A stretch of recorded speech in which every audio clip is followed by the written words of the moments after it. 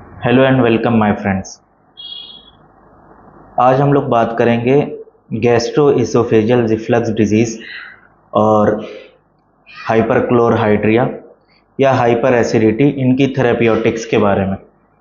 GRD में basically क्या होता है कि हमारी जो बॉडी में जो स्टमक में एसिड प्रोडक्शन होता है एचसीएल का, वो क्या होता है कि वो ऊपर आने लगता है या उसका प्रोडक्शन बढ़ जाता है, जिसकी वजह से वो हल्का सा ऊपर आने लगता है, चेस्ट के रीजन में, एपिगैस्ट्रिक रीजन में आने लगता है, तो रिफ्लक्स होने लगता है एसिड का, तो उसी को जीआरडी बोलते हैं। तो इसमें बर्निंग होती है और हार्टबर्न होता है, ये कुछ कॉमन सिम्टम्स होते हैं, नौसिया, वॉमिटिंग वगैरह, ये कुछ कॉमन सिम्टम्स हैं। तो डिजीज़ में हम ज़्यादा डीपली नहीं जाएंगे, हम लोग चलते हैं इसके थेरेप्यूटिक्स पे और कौन कौन सी मेडिसिन्स इसमें बहुत अच्छे इंडिकेट होती हैं अलॉन्ग विद कॉन्स्टिट्यूशनल रेमेडीज़। तो हमारी लिस्ट में फर्स्ट रेमेडी है सल्फ्यूरिक एसिड। सल्फ्यूरिक एसिड में सबसे पहले क्या होगा कि रिलैक्स्ड फीलिंग ऑफ स्टमक, पेट में ऐसा लगेगा, पेशेंट ये कहेगा कि पेट मेरा ऐसा लगता है कि रिलैक्स्ड है, एकदम लटक गया है, हैंगिंग और रिलैक्स फीलिंग ऑफ स्टमक, पहली चीज़। दूसरी चीज़ ये कि पेशेंट को हॉट फ्लशेज होंगे, hot flushes specially on face, चेहरे पे लगेगा अचानक से हीट आ गई है, अचानक से चेहरा जल रहा है और उसकी वजह से पेशेंट को हॉट फ्लशेज के बाद पर्सपायरेशन होगा, स्पेशली फेस पे। और सल्फ्यूरिक एसिड में क्या होगा कि पेशेंट को ट्रेमर्स बहुत ज़्यादा आएंगे, lot of tremors and lot of restlessness. Sulphuric acid पूरे मटीरिया मेडिका में one of the top grade remedies है इन रेस्टलेस, बहुत एक्सट्रीम रेस्टलेसनेस होती है इसमें। तो सल्फ्यूरिक एसिड में ट्रेमर, वीकनेस, रेस्टलेसनेस, ये तीनों या कॉम्बिनेशन ऑफ समथिंग ऐसा मिलेगा।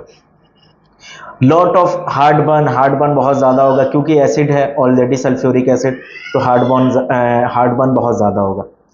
और सल्फ्यूरिक एसिड में क्या होगा कि इतनी ज़्यादा एसिडिटी होगी कि बोरिक में लाइन मेंशन है कि सेट्स द टीथ सावर, मतलब उसके दांत भी खट्टे हो जाएंगे, पूरा ऐसे लगेगा कि उसके दांत के एक एक दांत में एसिड घुस गया है, मतलब इतना ज़्यादा उसको खटास उसके दांत में भी महसूस होगी। हर चीज़ सावर है, मतलब इसकी सावर पूरा टीथ हो जाएगा, सावर वॉमिटिंग होगी, सावर पर्सपायरेशन होगा, ऑलमोस्ट सारी चीज़ इसमें सावर मिलेगी। यहाँ पे सिमिलर है रोबिनिया के, जब रोबिनिया हम आगे बताएंगे तो हम इसका ये जो क्या सिमिलरिटी ये बताएंगे। और सल्फ्यूरिक एसिड में क्या होगा कि जब इसको जीआरडी होगा, जब इसके एसिडिटी ज़्यादा बनेगी तो इसको बहुत ज़्यादा मतली होगी और मतली के साथ इसको ठंडा बहुत ज़्यादा लगेगा, nausea with chilliness in GRD और हाइपरक्लोरहाइड्रिया। और क्रेविंग फॉर स्टिमुलेंट्स और एसिड या पिकल्स, सावर्स, खट्टी चीज़ें या लिकर्स, शराब, वाइन, इस टाइप की डिज़ायर्स होगी सल्फ्यूरिक एसिड में। और एंग्री है, रेस्टलेसनेस है, ये इसका टेम्परामेंट होगा। नेक्स्ट रेमेडी हमारी लिस्ट में है रोबिनिया। रोबिनिया में क्या होगा कि बहुत ज़्यादा एसिडिटी होगी, साथ में फ्रंटल हेडेक, फोरहेड पे हेडेक बहुत ज़्यादा होगा। यहाँ पे सिमिलर है आइरिस वर्सिकलर के, आगे जब हम बताएंगे तो आइरिस वर्सिकलर भी जब हम बताएंगे तो उसमें क्लियर हो जाएगा। तो यहाँ पे क्या है कि एसिडिटी विद फ्रंटल हेडेक्स। और रोबिनिया में भी सेम एग्जैक्ट वही सिम्टम है जो सल्फ्यूरिक एसिड में है कि जो दांत हैं उसके इतना ज़्यादा एसिडिटी होगी कि दांत भी खट्टे लगने लगेंगे, बट रोबिनिया की सावरनेस सल्फ्यूरिक एसिड से ज़्यादा है। सावर पर्सपायरेशन होगा, चाइल्ड भी स्मेल सावर करेगा, वॉमिटिंग भी सावर होगी, डकार भी सावर आएगी, बेल्चिंग भी सावर, इरेक्टेशन, बेल्चिंग, वॉमिटिंग, पर्सपायरेशन, हर चीज़ इसकी सावर होगी। तो ये हमको ध्यान रखना। और वॉमिटिंग इसकी क्या होगी कि एक्रिड होगी, एक्सकोरिएटिंग होगी और ग्रीनिश वॉमिटिंग होगी। तो ये इंडिकेशन होगा रोबिनिया का। सल्फ्यूरिक एसिड में सावरनेस कम है, restlessness, tremors, trembling, flushes, heat ज़्यादा है as compare to Robinia. Robinia में सावरनेस ज़्यादा है। और रोबिनिया का माइंड कैसा है? It is male Platina, egoistic, dominating, haughty remedy है। तो जहाँ पे हमको ऐसी लगी पर्सनैलिटी लाइक नक्सोमिका, प्लेटिना और कॉन्स्टिट्यूशनल रेमडीज़ हम वो दे चुके हैं बट फ़ायदा नहीं हो रहा है, तो our choice would be Robinia. Next remedy हमारी लिस्ट में है एसिटिक एसिड। एसिटिक एसिड में लॉट ऑफ बर्निंग है, एक्सट्रीम बर्निंग, सल्फ्यूरिक एसिड से काफी ज्यादा बर्निंग, बर्निंग इंटेंस है इसमें। और बर्निंग के साथ कैंसर ऑफ स्टमक भी इसमें मिल सकता है, जीआरडी के साथ लास्ट स्टेजेस में दी जा सकती है कैंसर ऑफ स्टमक के। तो अभी कैंसर ऑफ स्टमक पे नहीं आते, बट जीआरडी या hyperchlorhydria with lot of burning. और इसमें क्या होगा कि सलाइवेशन बहुत ज्यादा, बर्निंग सलाइवेशन, मतलब सलाइवेशन या वाटर ब्रेथ जो माउथ से डिस्चार्ज हो रहा, वॉमिटिंग हो रही, सब कुछ burning, vomiting, burning salivation, burning water breath, ये एसिटिक एसिड में मिलेगा। और एसिटिक एसिड में क्या होगा, बर्निंग थर्स्ट भी, उसको प्यास भी लगेगी तो ऐसा लगेगा कि गला जल के प्यास लग रही है, या ऐसा लग रहा है कि जलन के साथ प्यास लग रही। और पानी पीने के बाद, specially cold water, cold drinks पीने के बाद, कोल्ड वाटर या ड्रिंक्स पीने के बाद उसका एग्रावेशन हो जाएगा हाइपरक्लोराइडिया में। मतलब बर्निंग है, और बर्निंग के बाद जब वो कोई कोल्ड ड्रिंक ले रहा है, कोल्ड वाटर ले रहा है, तो उसको और एग्रावेशन हो जा रहा है। ये बहुत पेक्यूलियर है। और एसिटिक एसिड में क्या मिलेगा, एसिड की वजह से वीकनेस, डेबिलिटी तो मिलेगी मिलेगी, बट एक इसमें और बहुत पेक्यूलियर चीज है, vomiting, burning, pain in stomach with coldness of skin and cold perspiration on forehead. मतलब बर्निंग होगी वॉमिटिंग के साथ, हाइपरक्लोराइडिया के साथ, उसके बाद क्या होगा, पेशेंट को कोल्डनेस ऑफ स्किन, पेशेंट को एसिडिटी हुई, पेशेंट को वॉमिटिंग हुई, उसके बाद उसको क्या होगा, उसकी स्किन ठंडी हो जाएगी, पेशेंट ये कहेगा कि मेरी स्किन ठंडी पड़ने लगती है, और cold perspiration on forehead after vomiting, burning vomiting.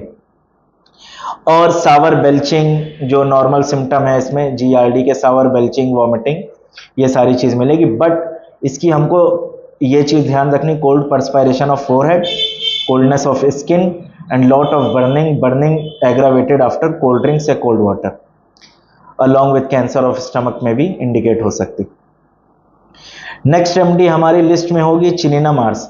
चिनिनम hours में क्या होगा कि hyperchlorhydria alternating with, hyperchlorhydria alternating with normal acid production. मतलब पेशेंट ये कहेगा कि एक दो दिन तो बहुत ज्यादा एसिडिटी हो जाती है, फिर एक दो दिन एकदम नॉर्मल हो जाता है, एक दो दिन बहुत ज्यादा हो जाती है, कुछ आवर्स बहुत ज्यादा हो जाती है, फिर नॉर्मल हो जाता है।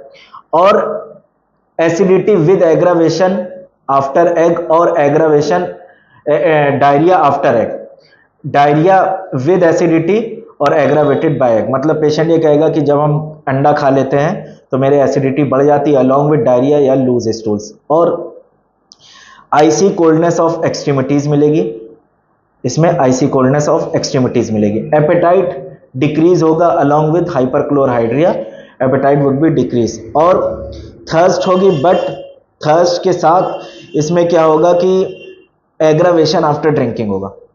एसिटिक एसिड में बर्निंग थर्स्ट, यहाँ पे बर्निंग थर्स्ट नहीं है, और एसिटिक एसिड में एग्रावेशन आफ्टर कोल्ड वाटर था, इसमें वार्म वाटर या नॉर्मल वाटर भी एग्रावेट कर जाएगा। नेक्स्ट रेमेडी हमारी लिस्ट में है आइरिस वर्सिकलर।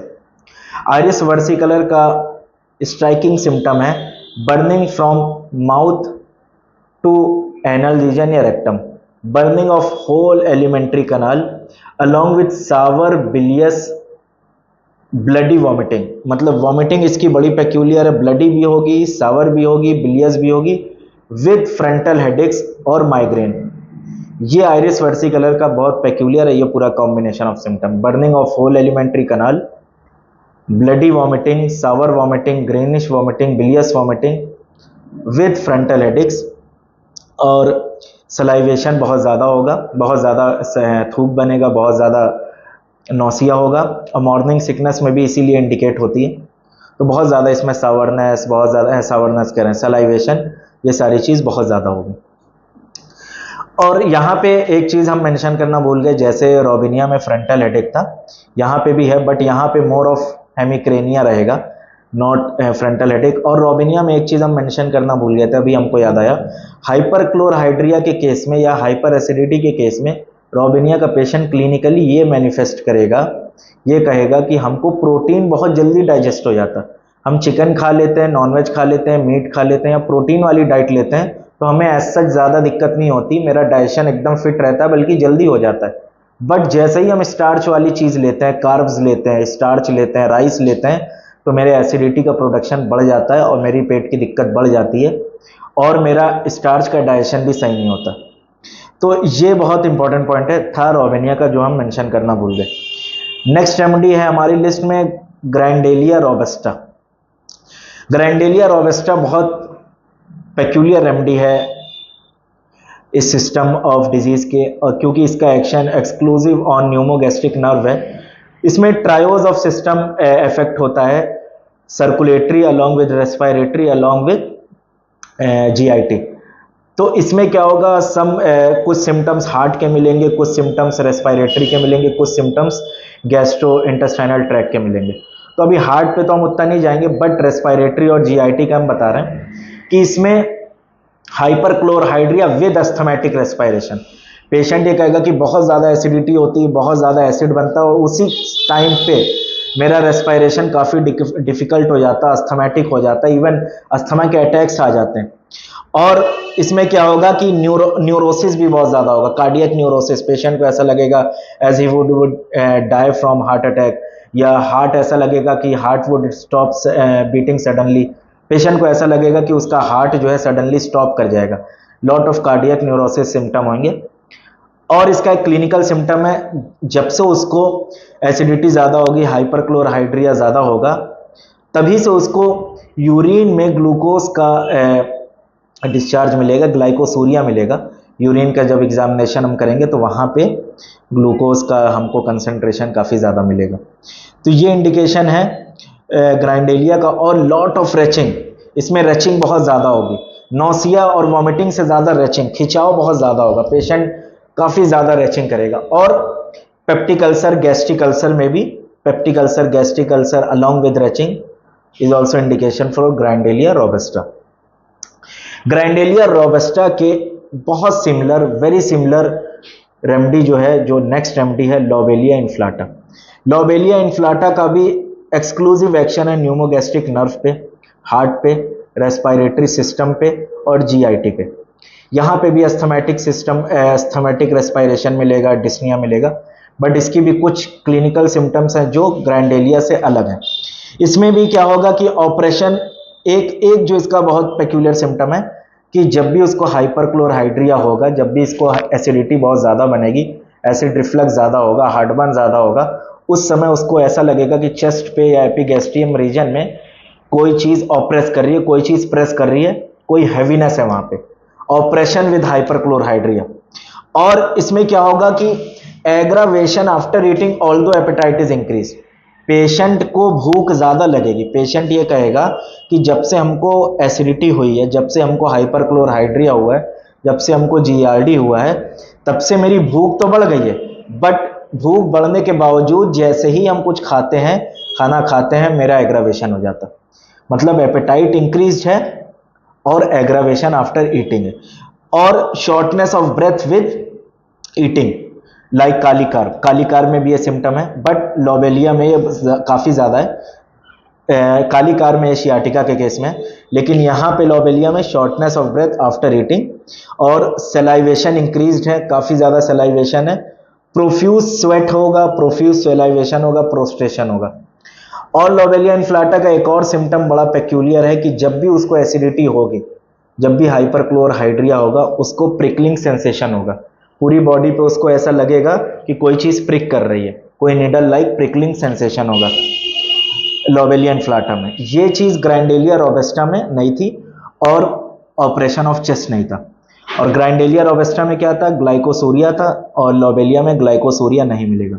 लोबेलिया एक हिस्टेरिकल रेमेडी है, तो इसमें अस्थमैटिक रेस्पिरेशन और डिस्निया आफ्टर ईटिंग, ये सारी चीज़ मिलेगी। तो ये कुछ बहुत पेक्यूलियर स्ट्राइकिंग रेमेडीज थी एक कॉमन एलिमेंट्स के लिए, जो काफ़ी क्लिनिक पे प्रेजेंट होता है। जीआरडी, हाइपर एसिडिटी, हाइपरक्लोरहाइड्रिया के केसेस काफ़ी आते हैं, एक्यूट में भी आते हैं, क्रोनिक में भी आते हैं। और वहाँ पे अगर हमको कॉन्स्टिट्यूशनल रेमेडीज़ उतना रिलीफ नहीं पहुँचा पाए, तो हमको इन रेमेडीज़ की तरफ स्विच करना चाहिए, बट इनके सिम्टम्स, होम्योपैथी का जो रूल है वो फॉलो होना चाहिए। सिम्टम सिमिलरिटी कंपलसरी है, मस्ट है फॉर परमानेंट क्योर। तो अभी के लिए इतना है, रेस्ट, आगे हम लोग कंटिन्यू करेंगे। Thank you.